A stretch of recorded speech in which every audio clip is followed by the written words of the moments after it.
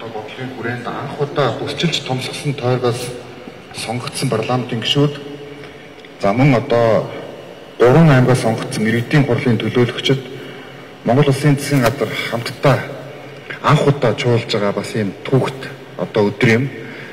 Тэгээд энэ бол Монгол Улсын үндсэн хуулинд орсон нэмэлт өөрчлөлт бүсчилж томсгосон тойргоор бид нар зөвхөн аймаг орон нутаг биш байгаа боломжуудаа одоо бие биендээ хуваалцах, байгаа боломжуудаа олж харах, Монгол улс бүсчилж хөгжих, зөвхөн нийс Улаанбаатар хоттой бид нар одоо хүн амын 50-аас дээш хувь амьдрах биш, бүсүүд эдийн засгийн хувьд одоо тогтвортой урт хугацаанд бодлогоо дэвшүүлж хөгжих бас юм томоохон бодлогын эхлэл бол өнөөдөр тавигдаж байна. За ингээд би та бүхэнд бүсчилсэн хөгжлийн бодлого, за олон улсын нөхцөл байдал гэдэг бас засгийн газрын бодлогын талаар тавьчаарай. За мэдээж бид нар Монгол улсын ч бай аль ч улс орны хөгжил гадаад дотоод хүчин зүйлтэй салшгүй холбоотой байдаг. Одоо Монгол улсын хувьд дэлхийн 2 том гүрний дунд оршин тогтнодог парламентын засаглалтай арчилсан ийм одоо улсын хувьд дэлхийд дээр болж байгаа хүчний хуваарлалт, за дэлхийд дээр болж байгаа геополитикийн нөхцөл байдал бол маш их хамааралтай байдаг. Тэгээд сүүлийн бас 4-5 жил цар тахал боллоо бид нар хил хязгаар хаагдах ийм нөхцөл байдлын дундуур Монгол улс Донтынхаа бодлогыг хэрхэн тэлэх үү гэдэг бодлого явуулж бас бид нар амжилттай даван туулж гарч чадсан. За хөрш орон Оросын холбооны улс Украиний дунд дайн болж, за үүнээс болж түлш шатхуун тасарч, за мөн одоо томоохон хэмжээний инфляц өдөөгдөж бас энэ томоохон сорилттой цаг үеийг бид нар хамтдаа даван туулж чадсан. За өнөөдөр бол Америк нэгдсэн улс болон бүгд найрамд ард улсын дунд худалдааны том өрсөлдөөн явагдаж байгаа ийм одоо цаг үед бас бид нар энэ хуралдааныг хийж байна. За Америк нэгдсэн улс 125% одоо татвар, за бүгд найрамд ард улс 145% татвар тавигдаж, за үүнээс болж дэлхийн эдийн засаг бүхэлдээ одоо нэлээдгүй тийм шинэ нөхцөл байдалтай тулж байгаа ийм одоо цаг үед бид нар Монгол улс экспортын бараа бүтээгдэхүүнээ хэрхэн докторжуулах уу, за импортын бараа бүтээгдэхүүнээ хэрхэн үндэсний хэмжээнд орлуулах уу гэдэг ийм одоо томоохон сорилт бас шинэ цаг хугацааны өмнө одоо байна гэж бидний хувьд бол үзэж болно.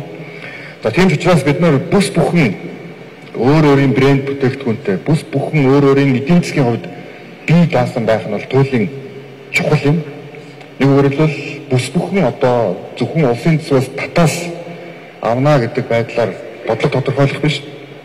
Төсвийн хөрөнгөөр тулгуурлаж хөрөнгө оруулалт хийнэ гэж бодлого тодорхойлох биш. Бүс бүхэн өөрийн бондтой, бүс бүхэн өөрийн тэргүүлэх эдийн засгийн төслүүдтэй, бүс бүхэн өөрийн онцлогтой, бүс бүхэн өөрийн ялгаатай татврын орчинтай байх ийм одоо томоохон цаг хугацааны өмнө бид нар ирж байна. За энэ чагуулгаар бид бас өнөөдрийн хуралдааныг зохион байгуулж байгаамаа гэдгийг та бүхэндээ хэлье. За манай Дан Түмэр даргын бас нэг одоо үг байгаа. Тэр бол тодорхойгүй байх тусам бид нар илүү тодорхой байх хэрэгтэй.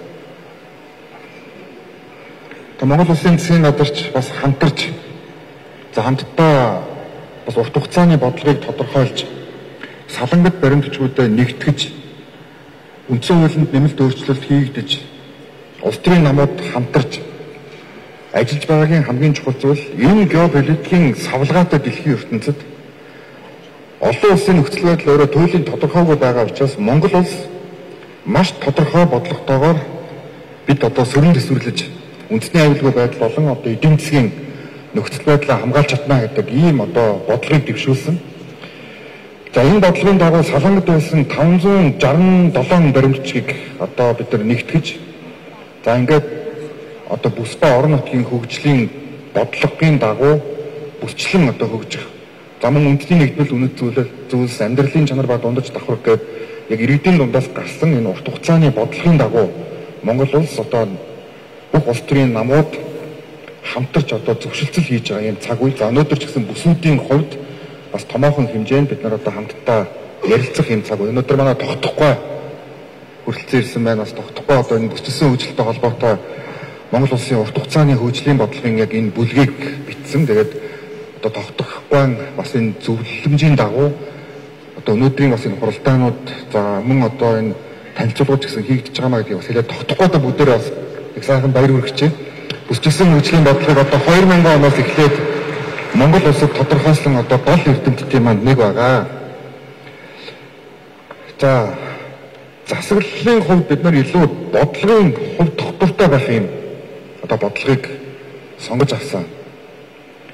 Хангаан улсын одоо ард иргэдтэй хангаан улсыг сонгогдсон парламентын гишүүдтэй бас талархал илэрхийлээ. Яагаад гэвэл 126 та энэ холимог тогтолцоор орох энэ үндсэн хуулийн реформ бол тухайн цаг үед бас л хоёр талтай л юм зүйлээс олон талаас нь ярилцаж олон удаа уулзаж ярилцаж одоо манай доржинд даг орон даяар тойрч за бүх одоо парламентын бүлгүүд өдөржин шөнөжин хуралдаж за бас нэлээдгүй том зөрчилтэй мэтгэлцээнүүд явж манай аймаг орон нутгийн удирдлагууд тусдаа хуралдаж санал өгчээж энэ өөрчлөлт хийгдсэн.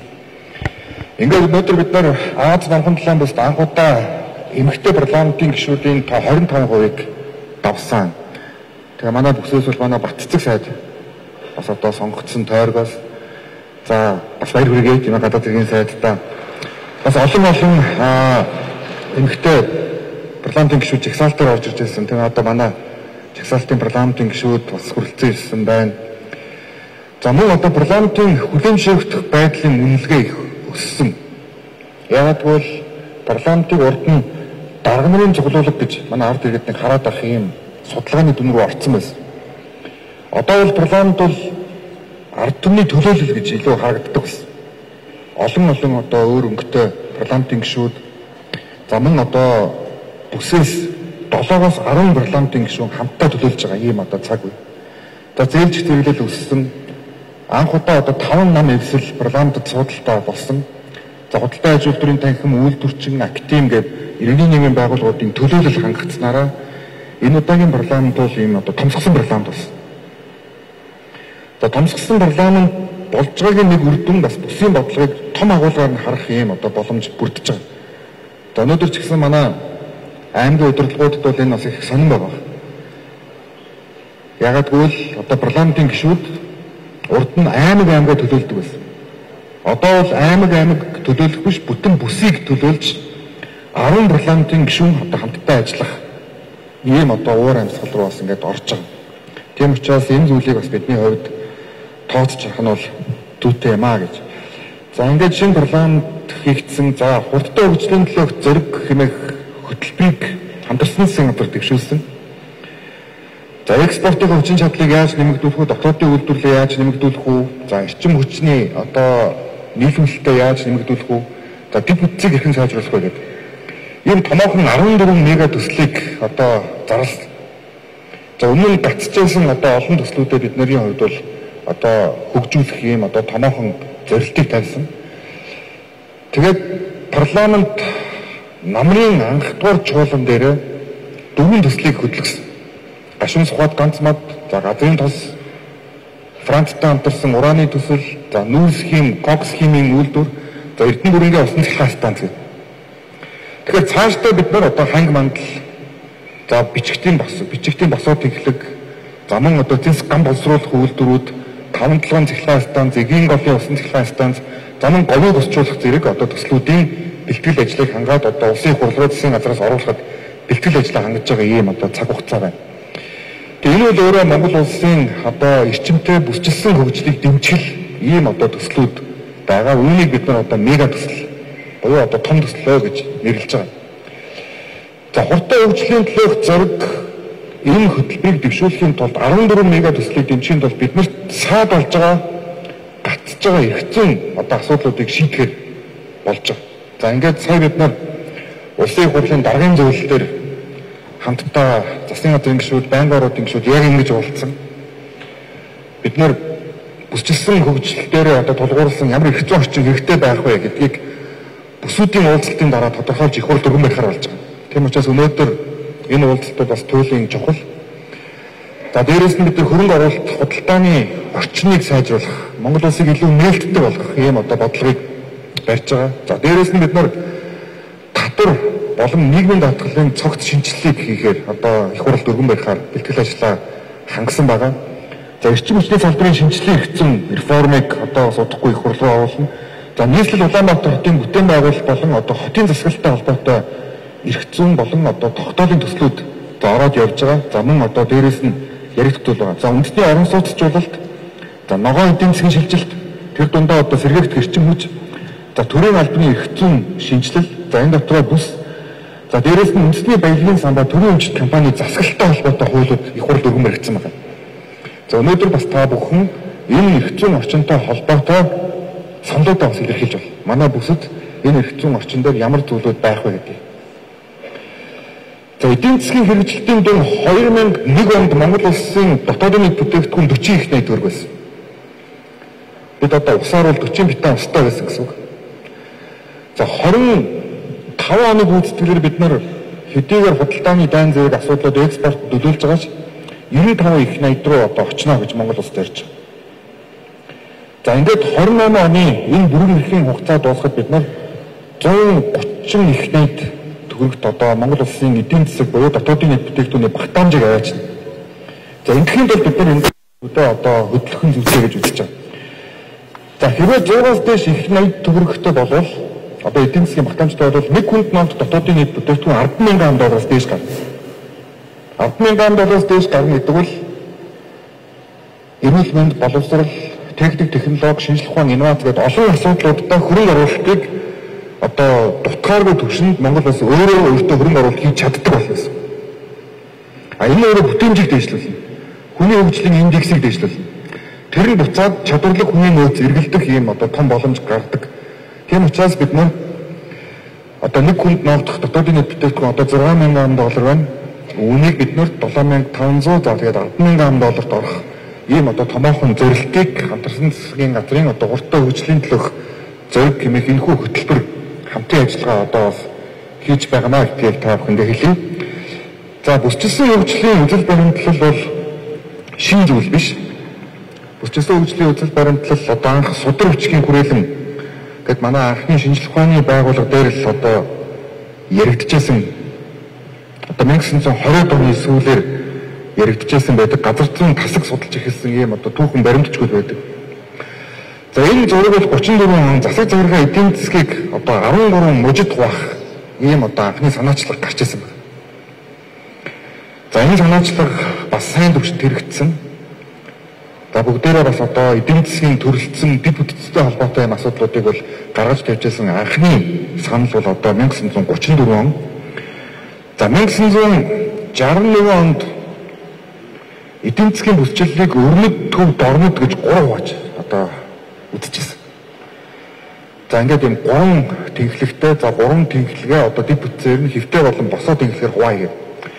За өнөөдөр ингээд ажиглал төмөр замын одоо бодлогын босоо болон одоо хэвтэй тэнхлэгийн зурвас яг энэ одоо бүсчлэлтэй бас таарч байгаа.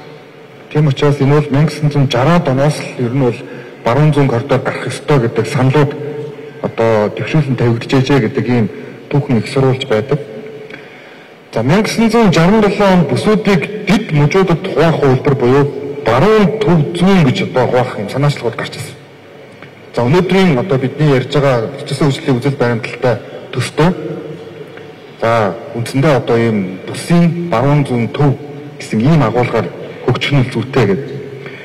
За ингээд 2001 онд одоо баруун бүс, хангаан бүс, төвийн бүс, зүүн бүс гэж одоо ийм 4 бүстэй байхаар одоо хувааж за бүсчилсэн хөгжлийн үзэл баримтлалыг Монгол улсын их хурлаар 2001 онд баталсан. За ингээд 23 оны үндсэн хуулийн нэмэлт өөрчлөлтийн одоо ард улсын хурлын 2024 оны сонгуулийг бүсчилж одоо томсгосон тойргоор явуулахгүй бол бүсчилсэн хөгжлийн үзэл баримтлал бас хангалттай сайн төвшөнд бол хэрэгжихгүй байна. Яагаад гэвэл парламентын гишүүд маань илүү өөрийн одоо сонгогдсон аймаг руу илүүтэй чиглэж байна. Аймагуд бие биендээ байгаа бас боломжоо төдийлөн сайн олж харахгүй байна гэдэг ийм одоо агуулгаар ингээд хийгдсэн байна. За өнөөдөр энэ танхим манай хангаан бүсээс сонгогдсон парламентын гишүүд бас хүрэлцэн ирсэн байна.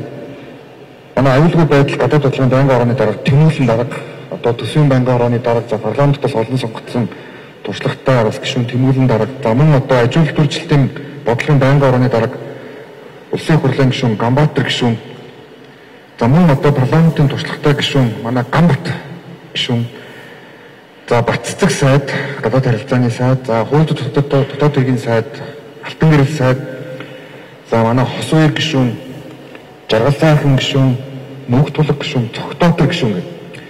За ингээд жагсаалтанд байгаа угшилтай гэдэг ингээд одоо явал бас их олон гишүүд гаргахаар байна тийм ээ. Парламентын олон гишүүд байна. Тийм учраас энэ одоо том улс төрийн боломжийг ингээд нэгтгэж чадвал маш том одоо боломж бол байна. Аль аль бүсэд тийм байна. Хүчтэй харьцааны хувьд бол ханган бос болох хүчтэй, шинжлэх залуу гишүүдтэй, 2-2 засгийн газрын гишүүнтэй, 3-аас дээш сонгогдсон 3 парламентын гишүүнтэй байна гэдэг бол энэ бол бас улс төрийн одоо мэтгэлцээний дунд энэ бол их тийм том капитал. Тийм учраас өнөөдрийн одоо хурлаар бидний хувьд бүсийн зөвлөл ингээд аль биесээр байгуулагдана. За ингээд бүсийн зөвлөл 1 жилийн хугацаанд одоо хэрхэн ажиллах вэ гэдэг бол бүсүүдийн хооронд хуралдаан болно. За засгийн газрын хувьд бол бид нар хамгийн сайн ажиллаж байгаа бүсийн зөвлөлийг л дэмжиж ажиллана. Нэгүгээр бол хамгийн сайн техник эдийн засгийн үндэслэлээ гаргаж ирсэн, хамгийн эдийн засгийн үндэслэлтэй мэтгэлцээнийг гаргаж ирсэн бүстэй, хамгийн эв нэгдэлтэй бүстэй л одоо засгийн газар хамтарч ажиллана. Ингэж бид нар хоорондоо бүсүүдийг одоо өрсөлдүүлэх ийм одоо агуулгаар бид нараас өнөөдрийн энэ уулзалтанд оролцож байгаа. За өнөөдрийн хувьд бол бүс 5 бүс хуваагдсан байгаа. За бүс төрөлдсөн. За энэ дотор ханган бүс бол уламжлалт, мал аж ахуйн төрөлдсөн хот байгуулалтын одоо дэв бүс гэдэг ийм агуулгаар төрөлдсөн байгаа. За ингээд бүс бүхэнд одоо бид нар улсын төсөв хэлэлцэхээс өмнө буюу 7 сарын 1-ээс өмнө одоо энэ бүх уулзалтуудыг бүх бүсүүдэд хийж дуусгахаар ингээд засгийн газар бүрэн бүрэлдэхүүнээр ажиллаж байна.